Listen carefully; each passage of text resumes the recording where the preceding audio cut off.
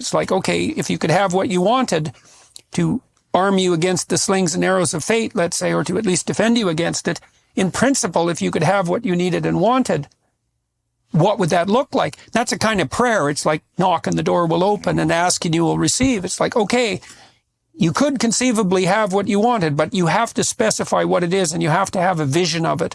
And part of what the humanities education should do, and the religious education certainly, is to flesh out a vision of a mode of being and a mode of perception that would justify suffering, or maybe even more than justify it.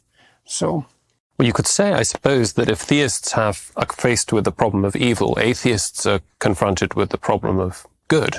Trying how to make sense of goodness, how to make sense of what it is that drives their moral indignation and their great social revolutions. I mean, one of the most terrifying moments in the Nuremberg trials was when the Nazis advanced the defense that this was simply victor's justice, that they had not really broken any laws. They were scrupulous legislators, after all.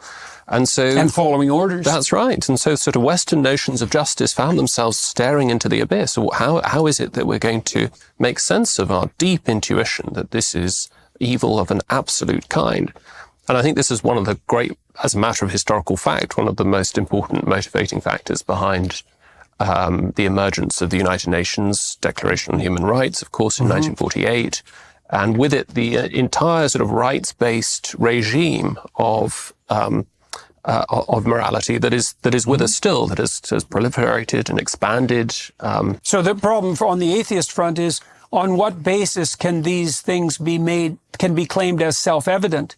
What's the grounding for that? If it's just not, and the postmodern critique of that in some sense is that, well, all that nonsense talk about rights and freedoms is it's just instrumental camouflage, hiding a more fundamental will to power and desire to oppress. Right. And the worry is that the only answer available in a purely sort of secular framework would be because this document tells us that this is wrong, or this document tells us that this is right. Right. So that becomes part of the social contract, and in which case the problem emerges immediately again.